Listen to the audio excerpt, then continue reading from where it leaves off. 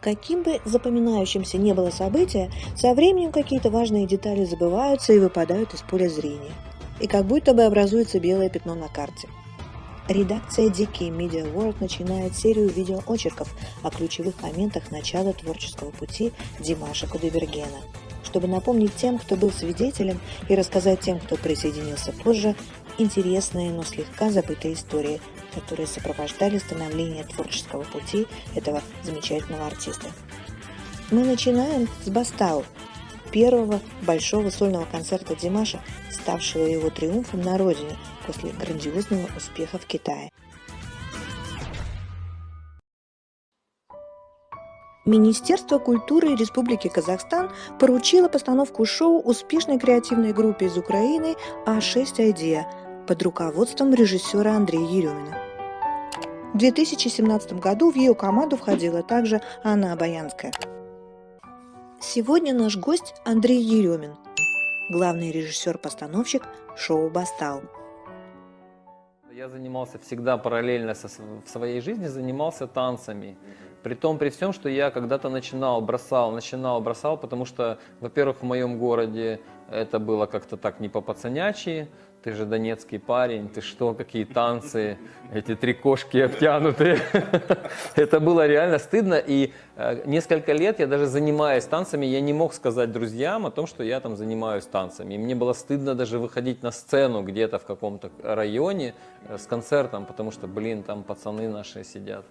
Потому что во дворе был каким-то там маленьким авторитетом. Но танцы даже потом в процессе жизни я понял, что не танцы меня, конечно, держали, и что-то другое. И только повзрослев, немного попозже, я понял, что именно меня держало. Это тяга к красоте,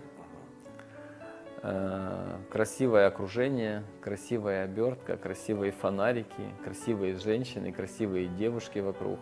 Но именно вот красивая, гармоничная. И я люблю комплекс. И даже когда-то мне казалось, что я люблю танец, и последние несколько лет, наверное, лет 10-15, я понял, что даже танец меня не так вдохновляет, как именно синтез всего, что присутствует и что сопровождает сцену. Мне кажется, в первую очередь это честность, честность поведения. Это всегда видно. Я всегда могу примерно, более-менее понять по походке, по жестам, по поворотам лица, какой на самом деле человек. И точно так же, как бы и танец, да, то есть видно по тому, как человек танцует, какой он. И я очень горжусь проектом в Мехико. Это было первое иллюзионное шоу, в принципе, мирового уровня, которое мы сделали. Я очень горжусь открытием Евровидения. Я был режиссером на площадке юбилейного 50-го в Киеве. Я очень горжусь фестивалем «Алмата. Моя первая любовь».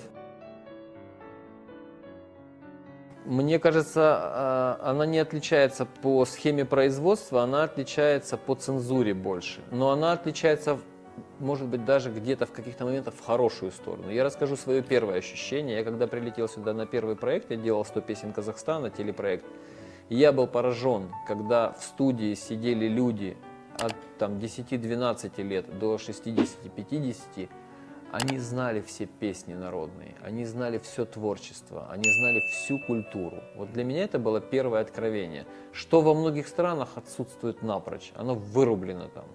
То есть это то, что поражало, поражает и будет меня поражать, что от мала до велика людей они знают, как выглядит национальный узор, как выглядит национальный костюм и как звучит национальная песня, музыка и так далее, инструмент. Это отличает. Да, хотя где-то оно и прижимает в плане прогресса. Да, но здесь я не берусь судить. Это, наверное, где-то дает результат в итоге. Во-первых, заниматься любимым делом. Естественно. Естественно, без этого я не смогу жить, я умру. То есть у меня бывает, когда заканчивается проект, и какая-то 2-3, если нет дальше проектов, наступает пауза, неделя, и ты знаешь, что не будет, нет ничего, все, у меня паника, истерика, я начинаю что-то срочно делать. Может быть, хотя, как ты говоришь, и это и полезно. естественно, жить в любви к детям, в любви, в моем понимании. Для меня, как я люблю детей, возможно, я даже не любил их так, когда жил с ними, да, то есть обязательно, чтобы ты был любим. Ну и признание, наверное, вот такая радость жизни, это то, вот как бы о чем я всегда говорю, что и в нашей профессии, мне кажется, у любого человека хочется какого-то признания. Может быть, это эгоизм, может быть, нет. Хотя для человека лично оно не нужно. То есть, ну, ты можешь жить, как тебе удобно.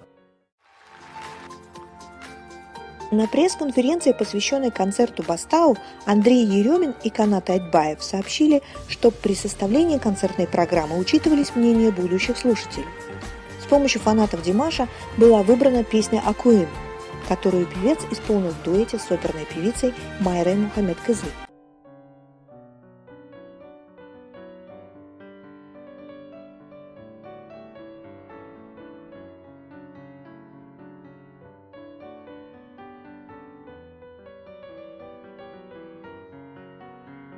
Майра Мухаммед-Кызы. Вот эта песня, которую будут исполнять они, до этого они исполняли. Мы учли многочисленные пожелания слушателей, потому что мы очень много писем получали в процессе подготовки за 2,5 месяца.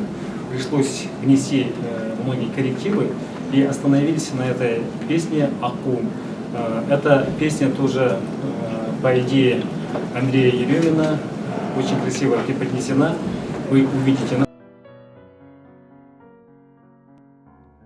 Акуим — это был дуэт вместе с Майрой Мухаммед-Кызы. Это одна из самых ключевых фигур вокальных и вообще как бы личностей Казахстана, да и в принципе и в мире. Здесь мы придумали такую историю, что у нас на сцене существовал взрослый Димаш в виде танцора и молодой Димаш настоящий, и наоборот взрослая Майра в виде настоящей Майры Мухаммед-Кызы, и девушка одета точно так же, как она, примерно похожа. В центре сцены мы поставили огромную раму, такое как бы рама времени, да, зеркало, как бы отражение друг друга.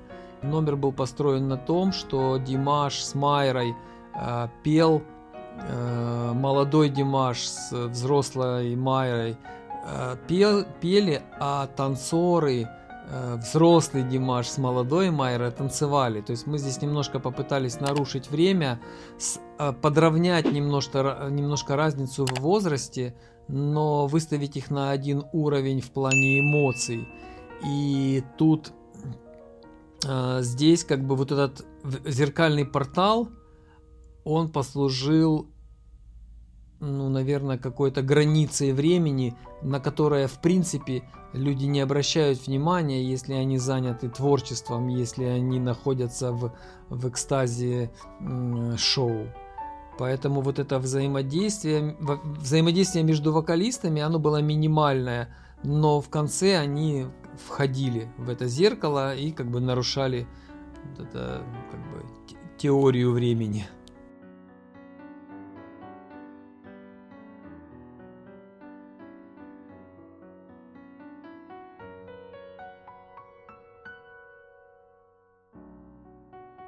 Подписывайтесь на наш канал, чтобы ничего не пропустить и поддержать нас в продвижении интересных материалов. Сегодня с вами была Наташа. Всего доброго, до новых встреч!